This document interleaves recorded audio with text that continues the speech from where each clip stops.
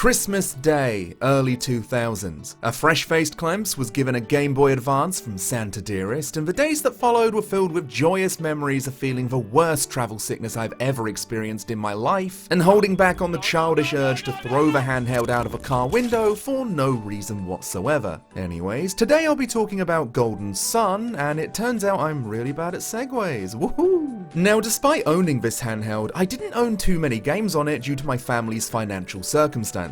So most of my days were spent playing through Pokemon Sapphire and Final Fantasy Tactics Advance. But Golden Sun has always been on my radar ever since an old school friend sat me down and showed me some gameplay. 15 years later, and I, a Golden Sun novice being pushed from the proverbial gamer womb, would finally give it a shot. No nostalgia making my vision cloudy, but a lot of excitement and nerves going into what a lot of people proudly call a childhood favourite. After completing the game, I can confidently say that yeah, I liked it a lot. It shows its age a bit, but I think that comes with the fact that it's a 2001 Game Boy Advance game. It's gonna be a little rough around the edges when I play it in 2022. So, as usual in these videos, I'll talk about the story and gameplay, drop spoiler segments where necessary, and also drop the fact that I have a Patreon that you can help support if you enjoy these videos.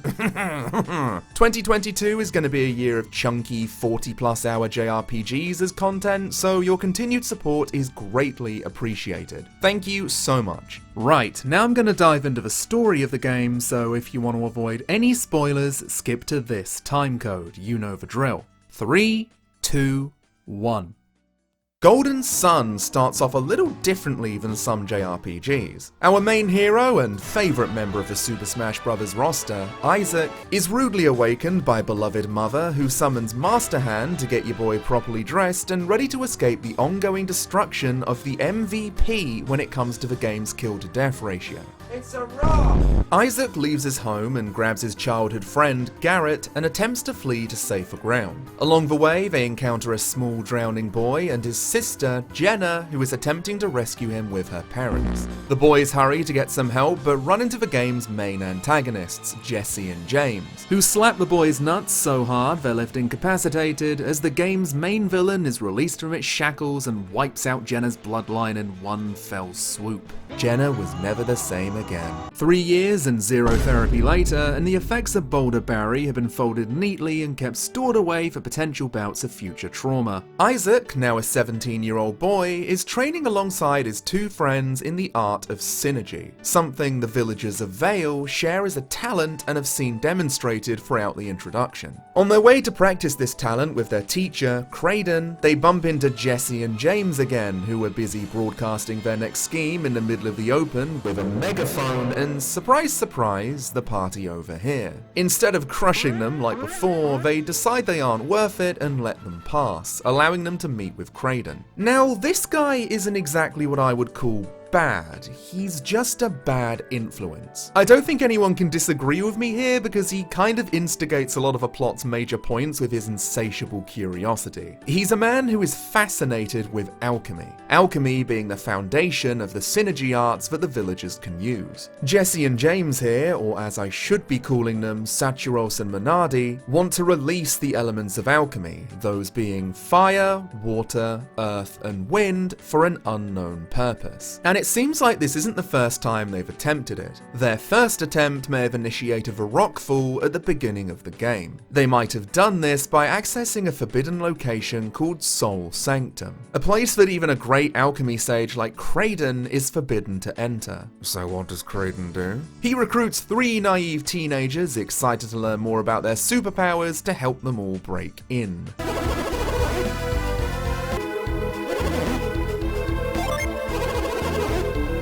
Then why did you fucking ask? So you find your way to the Soul Sanctum and complete a few puzzles to make your way into the main super secret chamber. Inside, Kraden and his trio of bodyguards find out that the Sanctum holds a lot more than they initially thought. This area holds items known as the Elemental Stars, 4 extremely powerful objects that contain purified elemental energy which can control the flow of energy within the world. Venus is for earth and nature, Mars is fire, Jupiter is wind, lightning, etc., and Mercury is water.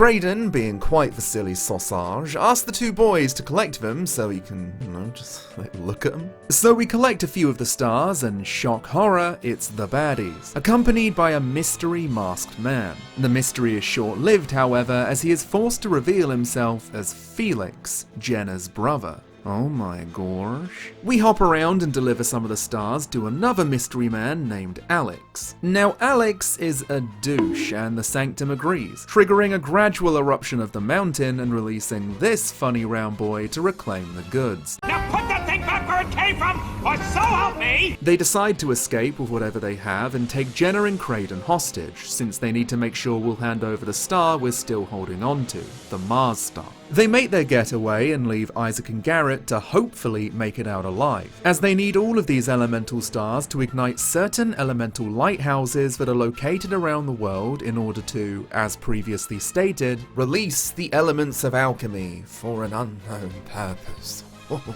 Thankfully, this creature is not out to harm us. Calling itself the Wise One, it holds off the inevitable eruption of the mountain so we can make it out safely. The villagers, understandably concerned, question Isaac and Garrett over what happened, and this is where we see the Wise One yet again, giving us a quest to reclaim the elemental stars and to stop the return of true alchemy to the world. Why this is an issue? Who knows? Maybe we'll find out at a further point in time.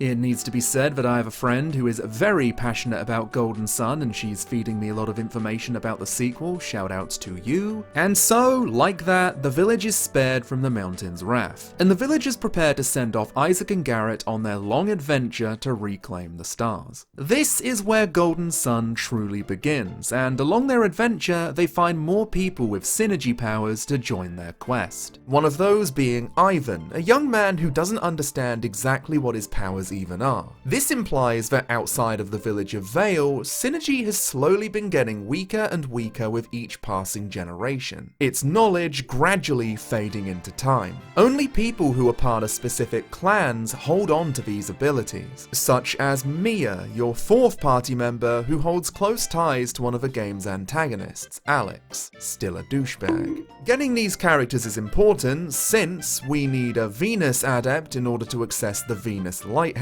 etc, etc. The rest of the story, outside of certain lore drops, isn't necessarily plot crucial, but is more centered around world building. For example, one village has been turned into trees and you have to find out the source. The source being this angry boy, and after slapping some sense into him, you need to find some healing water to make him better. Once you find said source, you need to walk all the way back, all across the world map, all the way through the same dungeon with no teleports, mind you, which means you need to complete the dungeon's puzzles yet again, and upon reaching him, I realized I didn't fill up this vial with the water that was necessary to complete this segment, so I needed to walk all the way back and then all the way back again. Please remember to check your quest items, folks, don't be like me. What a little bitch.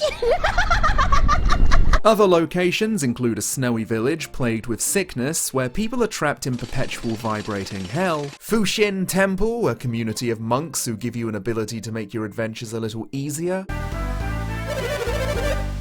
How did you know I was a YouTuber? The ever-classic anime arena arc, where Isaac is required to complete Takeshi's castle before bopping a fully grown man in the face. And there's also a segment which I need to bring up because, I did not enjoy myself, no.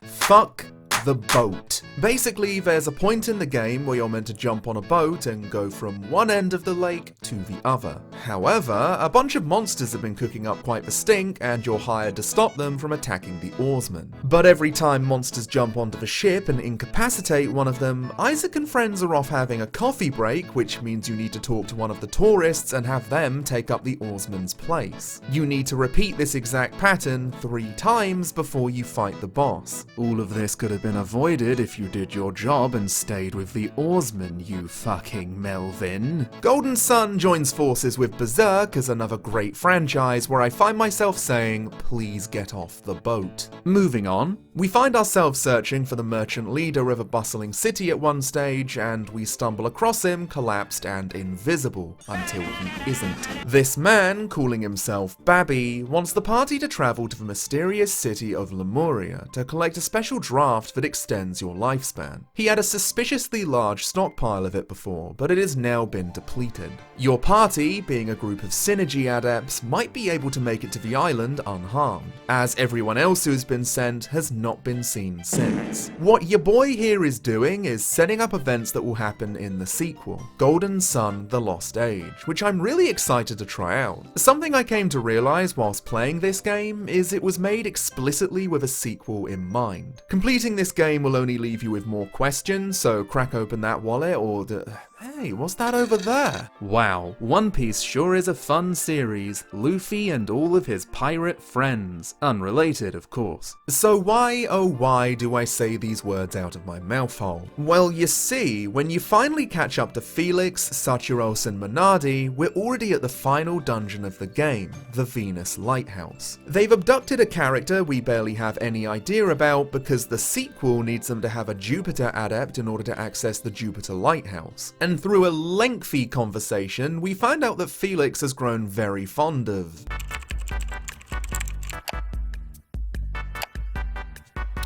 There we go. And because of this, he objects to the duo's harsh treatment of her. This sparks some internal fighting, which splits their party in two, allowing us to face Sachiros and Minardi for the final time. We defeat them only to figure out we got totally fucking pranked as they throw the Venus star into the lighthouse, igniting it and causing them to merge into their final form. We also defeat that as they take a tumble into the dark depths below.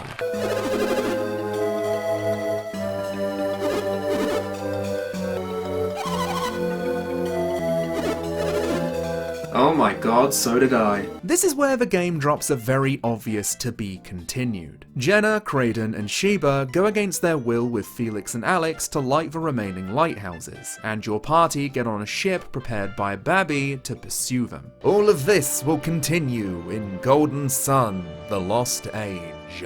So overall, my thoughts about the story of Golden Sun is, I enjoyed what I saw, but I'm definitely gonna have to experience the sequel to put a pin in my conclusion. Everything that happens in this game is a great vehicle for world building and exploration. We come to learn about how the world views synergy or how it has been forgotten, and get to know a lot of the game's characters and their motivations. In a way, we're accomplishing what Garrett and Isaac wanted to do at the start of the game, learn more about alchemy. The sequel, according to my friend, is where a lot of the juicy, meaty plot chunks will fall into my lap, and hey, I'm not gonna lie, I'm excited to see what's gonna happen. Now, the character dialogue, and I say this in an affectionate way, sometimes feels like a student trying to space out their essay to hit the word limit. A lot of times a conversation could have ended after 2 sentences, but it really seemed like they were testing just how much text they could fit into a Game Boy Advance cartridge. Isaac, we are going to go to the place to get the thing. Ah, the thing which we need to get to do the stuff. Yes, the stuff. The thing is a necessary component to do the stuff.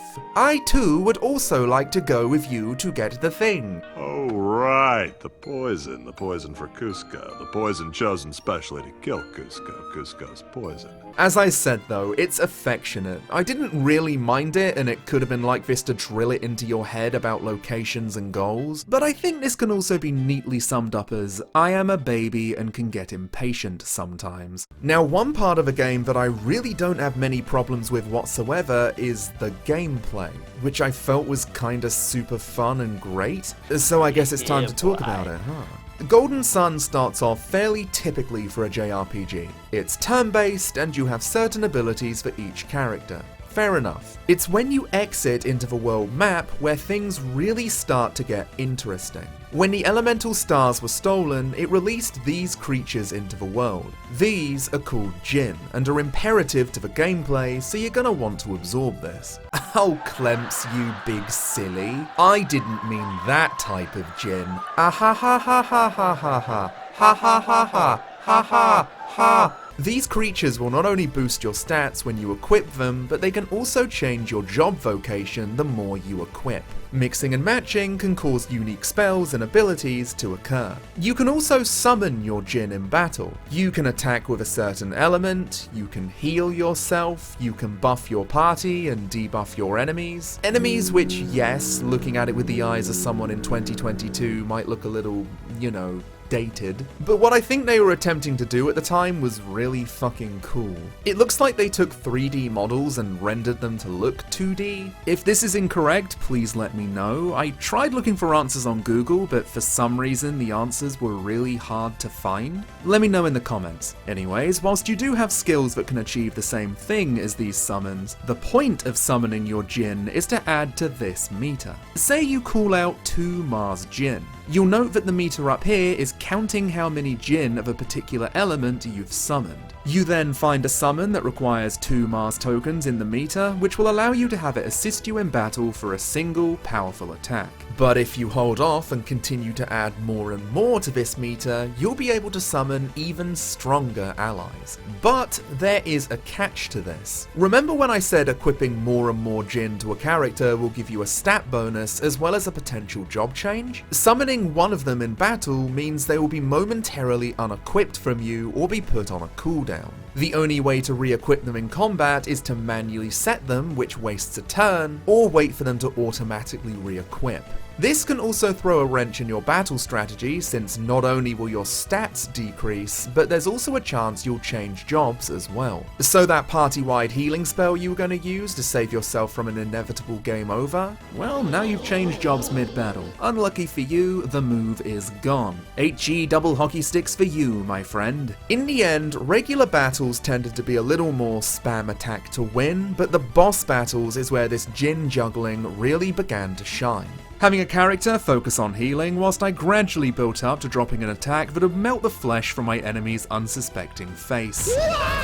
But obtaining some of these Jinn plays into the secondary gameplay aspect of Golden Sun, that being the puzzles, both regular problem solving and environmental. Now, I am notoriously known for being horrendously bad at puzzles, at least on my streaming channel, which you can find using the link down below, wink wink nudge nudge. But the puzzles in Golden Sun were, for the most part, challenging enough that they weren't too hard for an individual who struggles at things that were designed for an actual 12-year-old to complete, and as stated, completing some of these might grant you a Jinn, who will either join your party voluntarily or will fight you where it'll join you on your victory. The puzzles I really loved were the environmental ones, because a lot of them are totally optional and it felt really rewarding to find them and reap the rewards. When you do find them, you simply find a party member with the appropriate spell and cast it. If you see a stone pillar, you can probably push that. A bunch of conspicuously positioned leaves, summon a gust of wind to blow them away. Puddle of water, freeze that shit. Finding hidden secrets in the world was always an extremely welcome part of my adventure, and I'm so happy they gave us this feature. There's also certain abilities, like Ivan's mind read technique, which you can use on pretty much any NPC, which makes the world feel a lot more alive if you choose to use it. It's a really neat inclusion.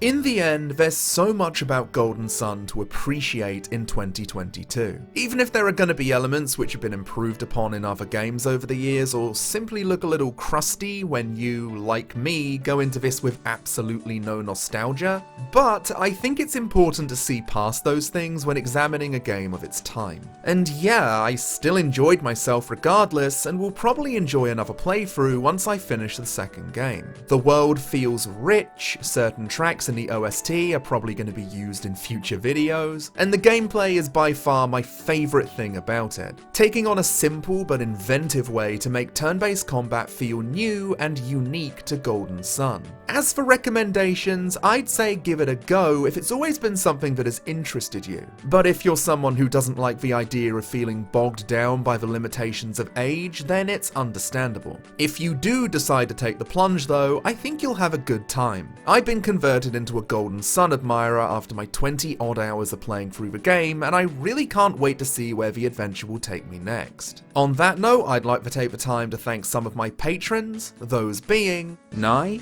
Yami890, Marmelo007, and Thomas Cross. I really appreciate your patience. This message can of course be directed to my subscribers as well, and permit me to bring out the world's tiniest violin, but I know 2021 was a little more sparse compared to other years due to what can only be described as a bad mental health rabbit hole, and I really have to beat back the idea that I let you all down because of it. As I mentioned earlier, this year is going to contain a lot of very long JRPGs that I promised in the past, so there's a chance that when I'm covering the 70+ hour ones, it might be a little longer than a month for a single video. Some might be split into parts and others might be longer 1-hour affairs, but please rest assured that this nasty rat abomination will continue to try and make you proud with my content. You all mean the world to me and I can't wait for the year ahead. Thanks again for watching all the way to the end, continue to stay hydrated, and I'll see you all next time.